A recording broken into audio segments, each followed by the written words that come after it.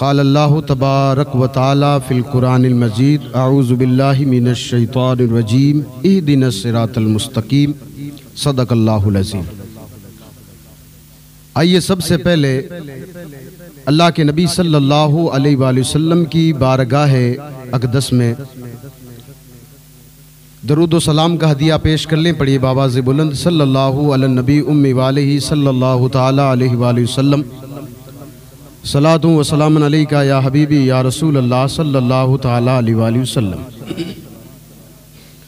हज़रात गिरामी वकार, पिछले जुम्मे हमने बात की थी कि अल्लाह तबारक व तआला की रहमत से हमें कभी भी नाउम्मीद नहीं होना चाहिए। और कई अल्लाह तबारक व तआला की हिकमतें हैं जो हमें समझ में नहीं आती है। वो उसकी सारी हिकमतें, ज़रूरी नहीं है कि इंसान की समझ में उसकी सारी हिकमतें आए। इसलिए इंसान को अल्लाह तबारक व तआला ने जो कुछ दिया है उस पर वो शुक्र अदा करे और वो दुआएं मांगता रहे। और अगर वो चीज़ ना मिले तो अल्लाह तबारक व तआला की ज़ात पर भरोसा करते हुए सब्र करे। इंशाअल्लाह तबारक व तआला दुनिया में नहीं तो उसका सिला अल्लाह तबारक व तआला आखिरत में आपको उससे बढ़कर अता करेगा। अल्लाह तबारक व तआला की ज़ात के बारे में जब आप नमाज पढ़ते हैं तो अल्लाह तबारक व तआला कहता है कि बंदा मोमिन कहता है इहदिनस सिरातल मुस्तकीम, अल्लाह तबारक व तआला मुझे सीधी राह चला। और अल्लाह तबारक व तआला की ज़ात क्या है और कितनी करीम है, कितनी मेहरबान है कि हम लोग अगर अल्लाह की ज़ात को अगर पढ़ें, ख़ास करके कुरान मजीद की तफसीर हम पढ़ें और हुज़ूर पाक सल्लल्लाहु अलैहि वसल्लम की जब हम अहदीस करीमा पढ़ते हैं और हदीस का मतलब और जब मफ़हूम हदीस का पढ़ते हैं तो अल्लाह तबारक व तआला की जो मेहरबानी है ना, वो इंसान की नीयत बदलने के, इंसान की नीयत क्या है उस पर डिपेंड करती है। मिसाल के तौर पर एक इंसान है जो अपने घर से निकला, उसकी नीयत यह थी कि मैं उस जगह जाऊंगा, अगर रास्ते में कोई मस्जिद पड़ी या जहां पर जा रहा हूं अगर वहां मस्जिद है तो मैं नमाज को बाजमात अदा करूंगा। तो आपका सफ़र अल्लाह तबारक व तआला के महबूब अलैहिस्सलातु सलाम ने आपकी सफ़र को मुबारक सफ़र कहा है। और एक वही शख्स है जो जा रहा है शहर की तरफ, उसे मालूम है कि वहाँ मस्जिदें भी है, सब कुछ है, और वो सिर्फ ये नियत करके जा रहा है कि सौदा सामान लेकर मैं वापस लौट आऊँगा। अल्लाह तबारक व तआला के महबूब अलैहिस्सलातु सलाम ने इन दोनों सफ़रों में से वो शख्स जो कि हालांकि गया है सौदा लेने के लिए, सामान लेने के लिए, अब सिर्फ उसकी नीयत इतनी थी कि अल्लाह का घर बना हुआ है, नमाज वैसे भी मुझे यहाँ आकर वापस पढ़नी है, वहाँ जाकर पढ़ूंगा। वहाँ जाकर के बाद जमात अल्लाह के घर में वो नमाज पढ़ता है। कल क़यामत के दिन जहाँ पर वो नमाज पढ़ता है वो जगह यहाँ नहीं, जिस मस्जिद में वो नमाज पढ़ता है वो अल्लाह का घर, अल्लाह की बारगाह में अर्ज़ करेगा। इससे पहले मैं आपको एक मसला बता देता हूँ, ये मस्जिदें है ना, इनको कम मत जानिएगा कभी भी, क्योंकि अल्लाह तबारक व तआला ने इनको अपना घर कहा है। अल्लाह के महबूब सल्लल्लाहु अलैहि वसल्लम ने इसको घर कहा है। मस्जिद का नाम शुरू कहाँ से होता है? मस्जिद हराम से, जो दुनिया की सबसे बड़ी मस्जिद है। और ये मस्जिद हराम है कहाँ पर? आप जाएंगे खाना काबा जिसके बीचों बीच में ना, उसको मस्जिद हराम कहा जाता है। और वहाँ की फजीलत क्या है? आम मस्जिद में आप नमाज पढ़ते हो तो मस्जिद के एतबार से आपको सवाब दिया जाता है, लेकिन आप मस्जिदुल हराम में अगर आप नमाज पढ़ते हैं, यानी मक्का मुकरमा में जहां खाना काबा आपके सामने होगा, ऐसा नहीं है कि एक ही सिमत आपको मुंह करके नमाज पढ़नी होगी, नहीं, लोग चारों तरफ खाना काबा की तरफ मुंह होना चाहिए। वहां जब एक आदमी नमाज पढ़ता है, हुजूर पाक सल्लल्लाहु अलैहि वसल्लम फरमाते हैं अल्लाह तबारक व तआला एक नमाज के बदले में 50,000 नमाजों का सवाब अता करता है। वहां जब उस मस्जिद में आप नमाज पढ़ते हो, क्यों उस मस्जिद का, ये मस्जिदें हैं। और अल्लाह के रसूल अलैहिस्सलातु सलाम ने फरमाया क़यामत आएगी ना, इससे पहले जो मस्जिदें हैं ना, जहां पर आपने मस्जिद बनाई है जिस ज़मीन के कित्ते पर, अल्लाह के महबूब सल्लल्लाहु अलैहि वसल्लम फरमाते हैं उन मस्जिदों को अल्लाह उठा करके जन्नत में रखेगा। आपने एक मस्जिद बनवाई थी, आप जब जन्नत में जाओगे तो आप अल्लाह की बारगाह में अर्ज़ करोगे परवरदिगार ये तो वही मस्जिद है जिसमें मैंने नमाज पढ़ा, मैं नमाज पढ़ा करता था। अल्लाह तबारक व तआला कहेगा इसी की बदौलत तू आज जन्नत में है। ये मस्जिदें कोई कम चीज नहीं है। आज तक इन मस्जिदों की तरफ जो भी आया आप अबरा के हालात आप देख लें, फिरौन के हालात आप देख लें। हो सकता है कि कोई वक्त ऐसा वक्त हो कि अल्लाह किसी को छूट देता हो, लेकिन ये बात याद रखें, जब अल्लाह तबारक व तआला की घर की तरफ अगर कोई बुरी नजर जब डालता है तो अल्लाह तबारक व तआला है कौन? वो कहता है अला कुल्ली शैइन कदीर, मैं हर चीज पर कादिर हूं। और कादिर कितना है? वो बनी इसराइल का एक वाकया बयान करते हुए लिखते हैं कि एक हजरत मूसा अला नबी अलैहिस्सलाम का मानने वाला एक रेगिस्तान से गुजर रहा है। मैं कह रहा हूं आप नियत ठीक कीजिए, अल्लाह तबारक व तआला नियतों का सवाब अता करता है, वरना हमारे सजदे, हमारे रोजे, हमारी ज़कातें, हमारी खिदमतें सारी की सारी क़यामत के दिन मुंह पर मार दी जाएगी। ये बात याद रखें, क़यामत के दिन मुंह पर मार दी जाएगी अगर नियतें ठीक नहीं रही तो। बनी इसराइल का एक शख्स गुजर रहा है, एक बहुत बड़ा रेत का टीला देखा। आप चले जाइए फलोदी की साइड, जैसलमेर की साइड, इधर बीकानेर से थोड़ा सा आगे निकल जाइए, सारे आपको जो है मतलब ये रेतीले टीले नजर आएंगे आपको। ऐसा एक टीला उसने देखा और अल्लाह की बारगाह में अर्ज कर दी बंदे ने कि अल्लाह पाक अगर ये रेत का टीला जितना है ना, अगर इतना मेरे पास आटा होता तो मैं सारा का सारा आटा गरीबों में जो है मतलब तकसीम कर देता। क्योंकि उस वक्त वैल्यू किसकी चीज की थी? आटे की वैल्यू थी, जानवर की वैल्यू थी, वही सब कुछ था उनका। अब उसने सिर्फ रेत का टीला देखा, उसने क्या कहा, अगर मेरे पास अगर इतना होता ना तो मैं अल्लाह की बारगाह में जो है मतलब अल्लाह की रजा के लिए गरीबों में तकसीम कर देता।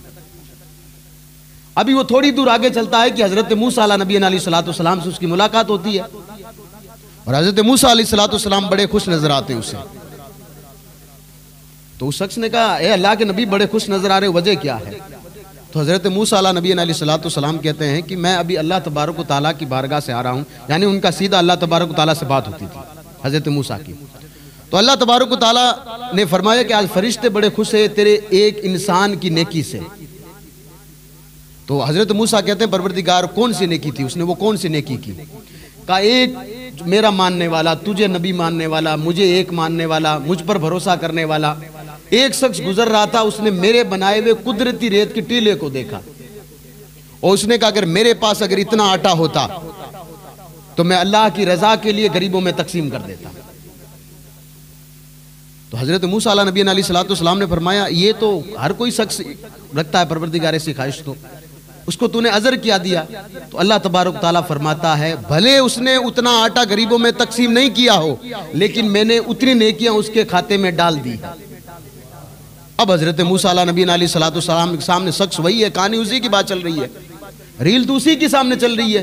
वो शख्स अल्लाह की बारगाह में सजदा करने लगा। हजरत मूसा ने कहा तू क्यों सजदा कर रहा है? उस शख्स ने कहा ऐ अल्लाह के नबी, ये जो बात अल्लाह तबारक व तआला ने आपसे कही है और अल्लाह के फरिश्ते जिस पर फक्र कर रहे हैं वो कोई और नहीं, वो मैं ही हूँ। ये सामने जो आपको रेत का टीला दिख रहा है ना, इसी को देखकर मैंने अल्लाह की बारगाह में ये बात रखी थी, परवरदिगार मेरे पास है नहीं, अगर होता तो मैं गरीबों में तकसीम कर देता इसको।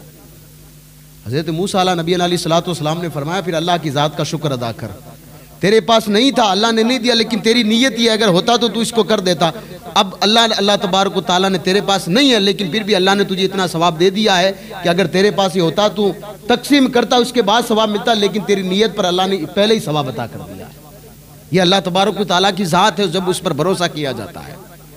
पढ़िए जाकर के गरीब नवाज की सीरत को, वहां से जब निकले थे पूरा सफर आपने तय किया था गरीब नवाज का रहमतुल्लाहि ताला अलैह, जिनको सरकार मदीना सल्लल्लाहु अलैहि वसल्लम बुलाए और फिर कहे कि फला जगह की हुकूमत मैं तुम्हें अता कर रहा हूं। जाकर के सुराका का वाकया पढ़िए एक बार।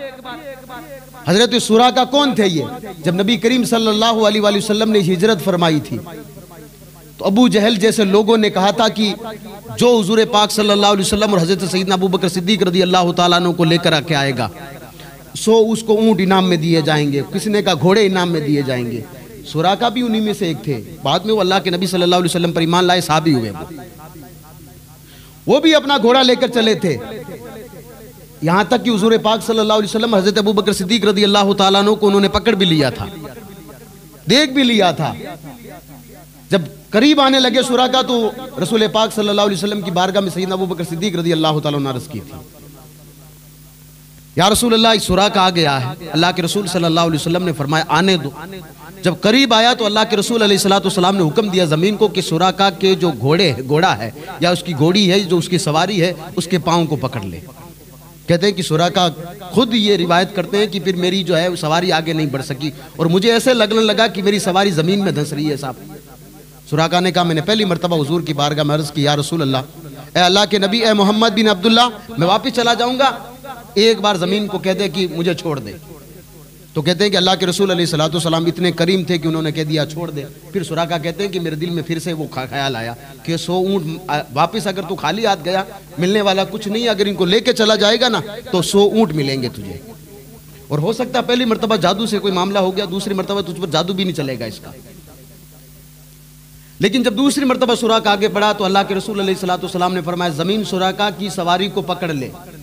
इस मरतबा सुराका कहते हैं मैं अल्लाह के रसूल अलैहिस्सलाम की बारगाह में हाथ जोड़कर अर्ज़ की या रसूलल्लाह, मैं ज़मानत देता हूँ कि जो भी रास्ते में आएगा किसी को नहीं बताऊंगा कि आप इधर से गुजरे हैं, या रसूलल्लाह मुझे छोड़ दीजिए। अल्लाह के रसूल अलैहिस्सलाम ने ज़मानत देने के साथ जब उन्होंने कलमा पढ़ा था ना, अल्लाह के रसूल अलैहिस्सलाम ने फरमाया सुराका तुम्हारी मौत नहीं आएगी जब तक कि तुम कैसर व किसरा के जो महल में लगे हुए कंगन है ना वो अपने हाथों में ना पहन लो। या अल्लाह के रसूल अलैहिस्सलाम, मैं कह रहा हूँ गरीब नवाज को भेजने वाले अल्लाह के रसूल सल्लल्लाहु अलैहि वसल्लम है साहब। गरीब नवाज रहमतुल्लाहि ताला ने यहाँ आकर के हमें सिर्फ कवाली करना ये नहीं सिखाया था। अगर हम सही तरीके से सीरत अगर पढ़े हम तो गरीब नवाज रहमतुल्लाहि ताला का असल मकसद क्या था, ये था कि अल्लाह उसके रसूल के बारे में लोगों को बता करके वो जन्नत का जो सीधा रास्ता जिसको इहदिनस सिरातल मुस्तकीम कहा जाता है वो रास्ता लोगों के सामने रखा जाए। और मेरे गरीब नवाज कामयाब भी हुए, ऐसे ऐसे लोग ईमान लाए जो जिनके बारे में लोग सोच भी नहीं सकते थे साहब। कहते हैं कि जब एक मरतबा सुराका बीमार हुए और हजरत उमर रदी अल्लाह ताला अन्हु का यह जमाना था, सईदना सिद्दीक़ अकबर रदी अल्लाह ताला अन्हु का जमाना था, बीमार इतने हुए कि लोग आकर के पूछने लगे कि अब सुराका थोड़े दिन के मेहमान है। कोई भी जाकर के था कि सुराका से मुलाकात कर लीजिए, थोड़े दिन के मेहमान है।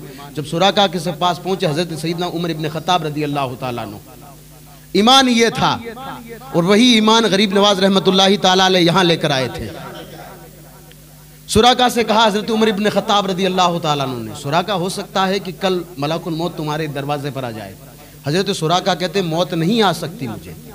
इतना कॉन्फिडेंट था उनका, रसूल पाक सल्लल्लाहु अलैहि वसल्लम की ज़बान पर इतना भरोसा था उनको। जबकि हुजूर पाक सल्लल्लाहु अलैहि वसल्लम ने ज़बान कौन सी दी, मेरे आका अलैहिस्सलातु वस्सलाम जा रहे हैं जन्नतुल बकी में शहीदों की कब्रों पर और सलाम करते हैं, तो फिर सलाम करने के बाद करते हैं कि फिर सलाम हो मेरे भाइयों पर। सहाबाए किराम साथ में खड़े हैं, या रसूलल्लाह हम आपके भाई नहीं हैं। अल्लाह के रसूल अलैहिस्सलातु वस्सलाम फरमाते आप हमारे साथी हो। भाई वो है जिन्होंने मुझे देखा भी नहीं लेकिन मुझ पर ईमान इस तरीके से लाएंगे जैसे कि उन्होंने मुझे देखा हो, और हर बात मेरी ऐसे मानेंगे जैसे कि लोहे की लकीर हो, ऐसी बात वो मेरी मानेंगे सारे। गरीब नवाज ने हुजूर को नहीं देखा था लेकिन बात कैसी मानी आप जानते हो।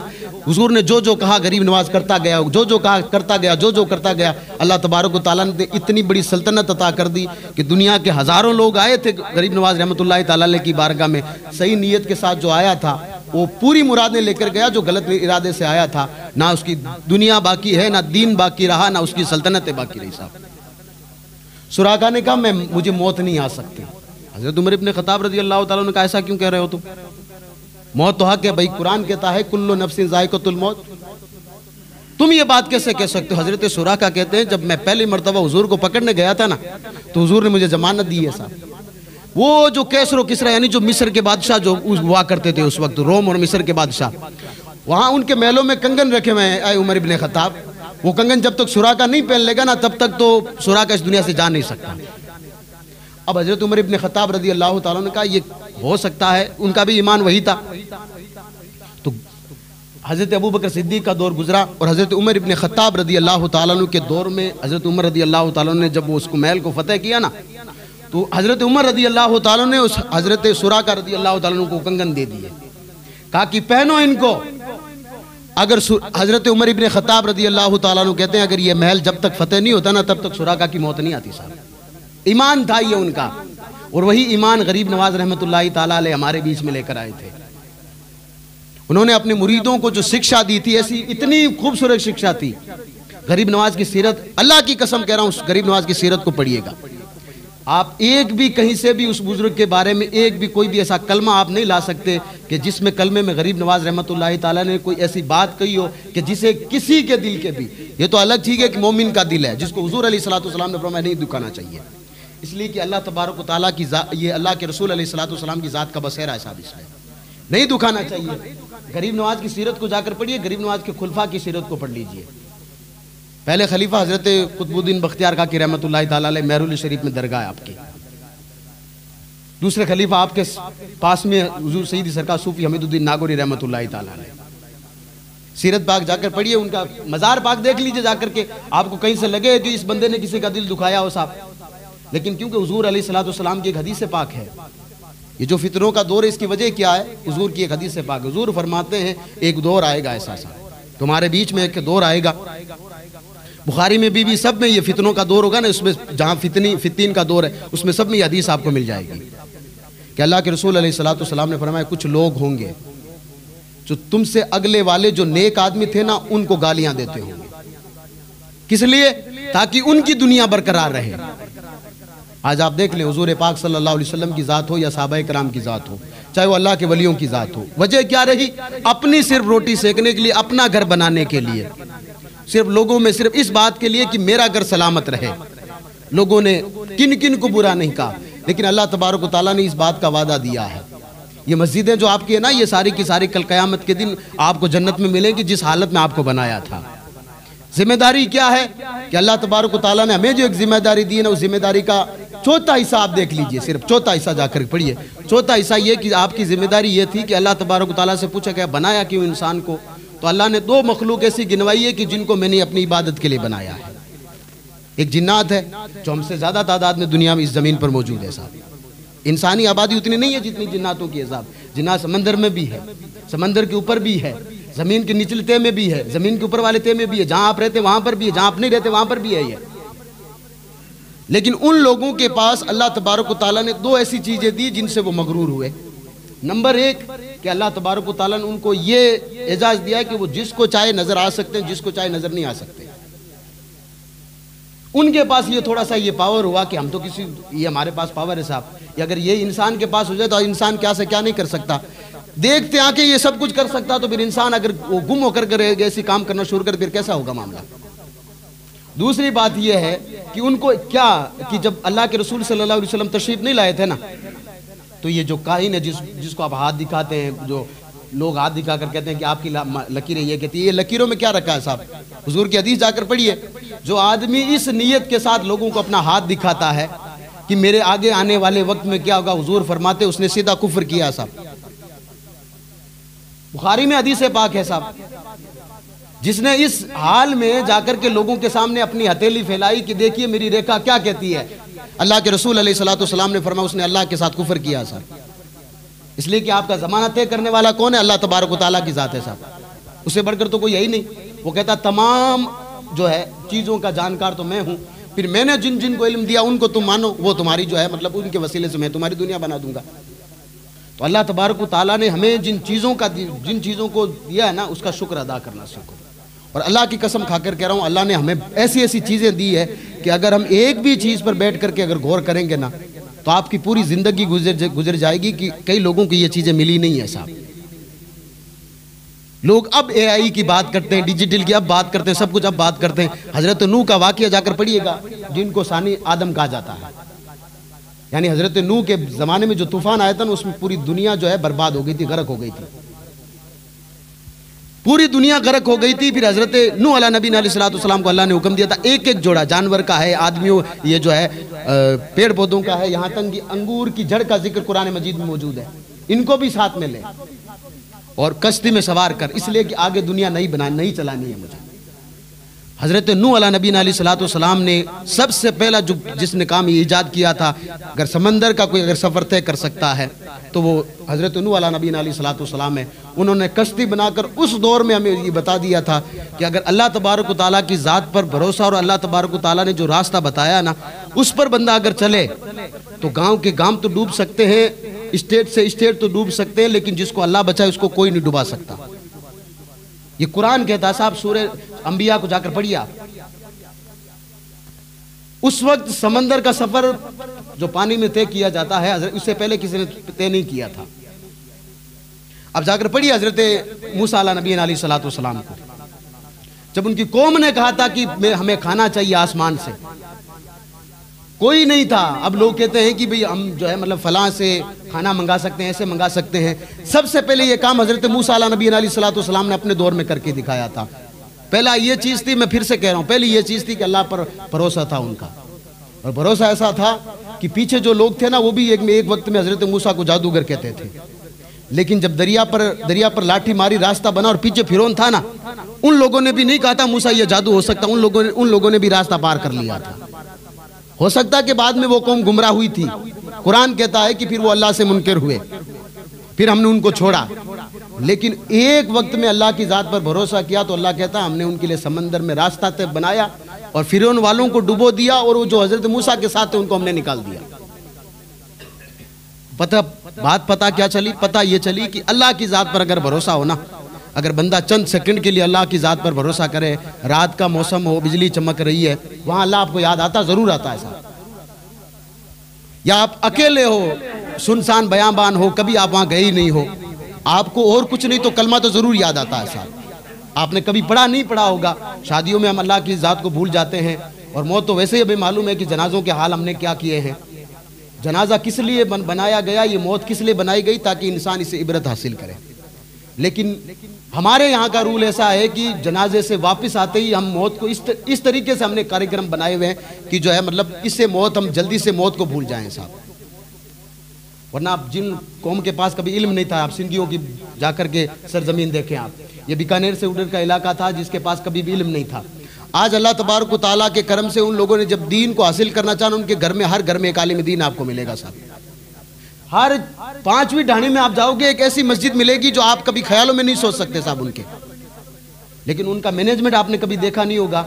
उनके यहाँ जब किसी का इंतकाल होता है तो चौथे या 5वें दिन सारे लोगों को बिठा करके ये पहले फैसला किया जाता है कि जिस दिन हम फातिहा लगाएंगे, सुबह 9 बजे से लेकर के 12 बजे तक एक मजलिस करवाएंगे, जिसमें एक आलिम को बुलाएंगे जो सिर्फ इसाले सवाब पर बात करेगा। इसाले सवाब हम आसानी से कैसे कर सकते हैं? क्या सिर्फ गुलाब जामुन करना ही जरूरी है? क्या चमचम करनी जरूरी है? नहीं साहब। आला हजरत अलैहि रहमत व रिजवान, अल्लाह तबारक व तआला की बहुत बड़ी नेमत है हमारे लिए। आला हजरत वो फरमाते हैं कि अगर एक पानी का गिलास आप लो और 3 मरतबा उस पर सूरह इखलास यानी कुल हुवल्लाहु अहद अल्लाहु समद 3 मरतबा पढ़ करके अल्लाह की बारगाह में दुआ करो, तमाम महबूबीन की बारगाह में पेश करते हुए जिसके नाम की तुम फातिहा लगा तो उसका नाम ले लो, अल्लाह तबारक व तआला उतना ही सवाब अता करेगा जितना तुम्हारे सामने खाने रखे हुए साहब। हमारा दीन कितना आसान था, लेकिन बात यह थी कि उस दीन पर हम कभी चले नहीं। अब मैं आखिरी बात आपके सामने कर रहा हूँ। देखिए तालीम है ना, ये आप कुरान जाकर पढ़िए। कुरान कहाँ से शुरू हुआ? जहाँ आप कहोगे कि आपने सुन रखा होगा, एक कुरान की आयत है, इक़रा बिस्मि रब्बिकल लज़ी खलक। ये वो पहली वही है जो हुजूर पाक सल्लल्लाहु अलैहि वसल्लम पर हजरत जिब्राइल लेकर आए थे। इसका सीधा मतलब है कि पढ़िए। इक़रा का मतलब होता है पढ़ना। सबसे ज्यादा आज जाहिल वो कौम है जिसको अल्लाह तबारक व तआला ने सबसे पहले यही हुक्म दिया था कि पढ़ना है, तुम्हें पढ़ना है। पढ़ना तुम्हें क्या है? दुनियावी तालीम है जो तुम्हारी जरूरत की, वो भी तुम्हें पढ़ना है साहब। और ये जरूरी है, वाजिब है साहब, वाजिब है। और बता रहा हूं आपको मैं, अगर दुनिया के साथ अगर तुम नहीं चलोगे तो कल क़यामत के दिन अल्लाह तुम्हें इसका सवाब पूछेगा। आप जाकर के आला हज़रत का एक रिसाला जाकर पढ़िएगा, जमीन घूमती है कि नहीं घूमती है। आला हज़रत ने दुनियावी इल्म को वाजिब कहा है साहब। का दुनियावी इल्म इतना हासिल करना जरूरी है जितना वो खुद के अपने जो सारे मामलात निकाल सकता हो। तो अल्लाह तबारक व तआला ने तालीम हासिल करने का हमें हुक्म दिया, लेकिन हमने उस तालीम को छोड़ दिया है। अब आपके लिए एक जो अलाउंस कर देता हूं मैं, ये अलाउंस ही गिनिए इसको, और सबके लिए एक आसान सा मौका है। आप 70 से लेकर के जिसको हिंदी आती है, जिसको उर्दू आती है, दोनों के लिए मामला है। बासनी से एक रज़ाए मुस्तफ़ा नाम की एक साख चलती है साहब। हर 6 महीने के बाद वो या हर साल के बाद कोई ना कोई ऐसा प्रोग्राम चलाते हैं कि जिससे आपके घर तक दीन पहुंचे, आपके घर तक दीन पहुंचा। हालांकि वो हमारे लगते कुछ भी नहीं है साहब, कुछ भी नहीं लगते। ऐसा नहीं है कि हमारे कोई वो वहाँ ननियाल है, हमारा कोई जो है कोई दादा वहाँ बैठा, कोई कुछ नहीं लगता साहब। लेकिन उनके दिल में दर्द इस बात का है कि ये सारे लोग जिस तरीके से हमने दीन हासिल किया ना, इनके भी बच्चे दीन हासिल करें। उनके दिल में दर्द यही है। अब उन्होंने 31 जनवरी 2025, आपके पास बहुत बड़ा मौका है, 143 या 146 ज़्यादा से ज़्यादा 150 सफ़ा की किताब है। किताब का नाम है अनवार शरीयत। उस किताब में आप अपनी माँ की कोख से पैदा होकर के क़यामत तक का पूरा इल्म उस किताब में मौजूद है साहब, बिल्कुल आसानी के साथ आप इसमें दिया हुआ है। उस किताब को पढ़ लीजिएगा, आपको पता चलेगा कि नमाज़ें हमारी सही है कि नहीं है, जनाजे के मसाइल क्या हैं, इसाले सवाब क्या है, फातिहा कैसी होनी चाहिए, अल्लाह के बारे में अकीदा कैसा रखना चाहिए। अब वहाँ पर ऐसा नहीं है कि आपको हिंदी लिखना भी ज़रूरी है, आपको हिंदी पढ़ना आनी चाहिए कि आप सवाल समझ सकें। मान लीजिए वहाँ जुम्मे को 31 जनवरी 2025 जुम्मे का दिन होगा, सुबह 9 से लेकर के 11 बजे तक ये पेपर होगा। पेपर कौन सा दिया जाएगा आपको? ABCD वाला पेपर दिया जाएगा, यानी सवाल भी उसी में मौजूद है और जवाब भी उसी में मौजूद है। मिसाल के तौर पर सबसे पहले अनवारी शरीयत का पहला पार्ट है ना, वो है अल्लाह तबारक ताला की ज़ात के बारे में। अब उसमें पहला सवाल ये है कि अल्लाह को ऊपर वाला कहना कैसा है। हमारे यहाँ पर कहते हैं जो होगा ऊपर वाला करेगा देखा जाएगा। तो फुका ने ये जवाब दिया है कि अल्लाह को ऊपर वाला नहीं कहना चाहिए, इसलिए कि अल्लाह हर जगह मौजूद है, सिर्फ अल्लाह ऊपर मौजूद नहीं है। अब वहाँ आपके पेपर में पहला सवाल ये आया कि अल्लाह को ऊपर वाला कहना कैसा है। उसमें 4 ऑप्शन आपको दिए हुए हैं। ए में लिखा हुआ है कि सही है, बी में है कि मुझे पता नहीं है, सी में है कि नहीं कहना चाहिए, और डी में ये है कि सब कहते हो तो हमें भी कहना चाहिए। अब आपको जो अच्छा लगे कि ये सही है, उस पर सिर्फ सही का टिक लगा करके वो पेपर आपको पास करना है। अच्छा, इससे मिलेगा क्या आपको? कोई आदमी क्योंकि हर चीज़ में बेनिफिट सोचता है। पहले आपको चीज़ ये बता दूं, आप एग्ज़ाम के लिए नहीं, बस इस किताब को सिर्फ अपनी इल्म की खातिर पढ़ लीजिएगा। पहला फ़ायदा तो आपका होगा। अगर कोई भी चीज़ अगर उसके समझ में नहीं आती, इशा के बाद आप सब लोग आएँ। कई लोगों ने कहा हज़रत हम कुरान भूल गए हैं, ये हराम है साहब।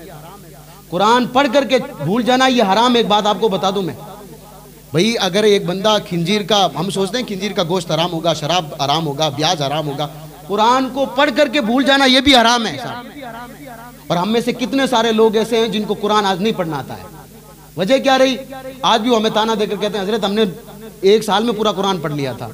कौन सा तुमने तमगा लगा लिया था? कुरान खानी तुम बैठ करके अपने बाप के लिए कुरान नहीं पढ़ सकता, कौन सा तमगा तूने लगा लिया था? जब भी हम किसी को कहते हैं तो हजरत हमने तो 1 साल में पूरा कुरान पढ़ लिया था। आपने कुरान पढ़ा है साहब? आप अलम तरा किसी आलिम दीन के सामने बैठकर सुनाइए, अगर आपका अलम तरा सही है तो उस दिन मैं मान लूंगा आपका अलम तरा सही है साहब। और जब तक आप, हमारी नमाज तो ये कहती है कि जब तक आपका कुरान का मखरज सही नहीं, आपकी नमाज सही नहीं होती है साहब। तो आप इशा के नमाज के बाद में आप जब चाहें इशा की नमाज आप अपना वक्त तय कर लीजिए साहब, कभी भी आधा घंटा दीजिए। इंशाअल्लाह तबारक ताला 1 महीने में अगर आपका कुरान सही नहीं है तो इंशाअल्लाह तबारक ताला, क्योंकि आप कुरान पढ़े हुए हैं, नहीं पढ़ा उसके 1 महीने की गारंटी नहीं ले रहा हूँ, 3 साल में आपका कुरान मुकम्मल होगा, पहले बता रहा हूँ आपको। इसलिए कि अरबी इतनी वो आसान ज़बान नहीं है जितनी आपने हिंदी और अंग्रेजी को समझ रखा है। इसलिए कि हर एक लफ्ज़ के 3 माने निकलते हैं ये अरबी में। से की जगह अगर 4 शब्द आप यूज़ करोगे वहाँ आपको अंग्रेजी में 1 ही मिलेगा साहब। ये आपको शॉर्ट करके बताया गया है। और जहाँ पर से के कुरान में जहाँ पर 4 अगर से आए हैं अलग है तो उनका अलग अलग माना होगा। अगर आप में से अगर कोई है इसका दिलचस्प तो मुझे बताइएगा। 2-3 दिन के बाद पूरी टीम आ रही है इधर, आप सबको एक दिन बुलाया जाएगा, आप एक सब आओ इधर, उनके लिए चाय पानी का इंतजाम करते हैं इंशाअल्लाह तबारुक ताला। अगर वो हमारे बच्चों के लिए अगर इतना कुछ कर रहे हैं, मैं अपने मदरसे के तकरीबन 5-6 बच्चे सुनी इंशाअल्लाह, अगर हमारे बच्चों के लिए अगर वो इतना कर रहे हैं तो इंशाअल्लाह तबारुक ताला हमारी जिम्मेदारी ये बनती है कम से कम इतने तो लायक हम होंगे कि उनको चाय तो पिला सकें, हम इतने तो लायक होंगे कि उनका हम इस्तकबाल तो कर सकते हैं यार। और आलिम की कोई ऐसी नहीं है, हुजूर पाक सल्लल्लाहु अलैहि वसल्लम ने इरशाद फरमाया आलिमों की कदर किया करो। मैं अपनी बात नहीं कर रहा हूँ साहब, ना मैंने कभी अपने आप को आलिम की कैटेगरी में कभी लाया हूँ कभी भी, और ना आपके सामने कई मरतबा ये कह चुका हूँ। लेकिन हुजूर अलैहिस्सलातु वस्सलाम की हदीस कहती है एक आबिद को लाया जाएगा क़यामत के दिन। आबिद कौन होगा? जिसकी कोई नमाज कज़ा नहीं होगी, अल्लाह अल्लाह करते करते पूरी ज़िंदगी उसकी बीत गई होगी, उसको लाया जाएगा, अल्लाह कहेगा इसको जन्नत में भेज दो। आलिम को लाया जाएगा, आलिम को रोक लिया जाएगा, कहा अल्लाह, वो कहेगा परवरदिगार मैंने तेरे दीन की खिदमत की थी, गरीबी में हालत में था तभी तेरे दीन की खिदमत की थी, कुछ मिला तब भी की थी, नहीं मिला तभी सब्र किया। तो अल्लाह तबारक ताला फरमाएगा मैंने तुझे इसलिए नहीं रोका है कि तू जो है मतलब जन्नत में नहीं जाएगा, बल्कि अल्लाह फरमाएगा ये जाकर के जामे तिरमिजी में शोएबुल ईमान में भी हदीस है, जाकर पढ़िएगा कि अल्लाह के रसूल अलैहिस्सलातु वस्सलाम फरमाते हैं कि अल्लाह कहेगा मैंने तुझे इसलिए रोका है कि तू अकेला नहीं जाएगा, तू कई लोगों को साथ में लेके जाएगा, इसलिए कि मैंने तुझे वादा किया कि तू शफात करेगा लोगों की और वो लोगों को साथ में लेकर जाएगा। ये आलिम की अल्लाह तबारक ताला ने अगर हमारी सरजमीन पर, मैं कह रहा हूँ 2-4 घंटे मेरी खुद की जो है परिवार में जाकर आप पूछ लीजिएगा, अल्हम्दुलिल्लाह सुम्मा अल्हम्दुलिल्लाह, मैंने अपने परिवार के लोगों को ये कह रखा है जब से मैंने 2-3 ऐसे बड़े प्रोग्राम करवाए, मेरे सब जितने भी परिवार वाले लोग हैं, एक तो ये कि इस नौसियत से, दुनिया की नौसियत से दूर हो चुके हैं। जब भी आलिम दीन आते हैं ना, अल्हम्दुलिल्लाह 4-5 सालों से, मैं अपनी कंडीशन की बात कर रहा हूँ, अल्लाह तबारक व तआला ने उनकी बदौलत में अल्लाह ने बहुत कुछ दिया है। आपके घर पे जब भी कोई आलिम आए ना, आप चाय का जरूर, आप ये नहीं है कि गोश्त पकाई उनके लिए, कोई गोश्त का भूखा नहीं है साहब, अल्हम्दुलिल्लाह कोई गोश्त का भूखा नहीं है। हाँ, आप उनको चाय पूछिए, घर पे बुलाइए बैठ के, इसलिए कि कल क़यामत के दिन आपके लिए यही एक जरिया बन सकता है कि कल वो किसी को शफात करके ले जाएगा ना, आप जाकर कह सकते हैं आप हमारे घर पे आए थे, मैंने आपकी मेहमान नवाजी की थी। तो अल्लाह तबारक तआला उसके सदक़े में आपको जो अल्लाह तबारक तआला इसका अजर अता करेगा। तो ये ऐसी बातें हैं जो कि आप लोगों को मालूम भी है। तो वो जो मैंने अभी थोड़ी देर पहले ये बताया था एग्ज़ाम वाला, उसमें थोड़ा सा आप खुद हिस्सा लें, अपने बच्चों को हिस्सा ले रहे हैं। और आप में से किसी को अगर इल्म दीन हासिल करना है तो ये फ़कीर जब चाहें आपका यहाँ हाजिर है, अल्हम्दुलिल्लाह। थोड़ी सी इस मौत वाली बात पर सोचिएगा कि जब भी हमारे यहाँ पर मौत होती है, दिन में प्रोग्राम कीजिएगा, एक ऐसे आलिम दीन को लाइए जो आपके शरीयत के मसाइल बता सके। अल्लाह तबारक व तआला हमें हर चीज़ पर अमल करने की तौफीक और रफ़ीक अता फरमाए। अस्सलामु अलैकुम व रहमतुल्लाह।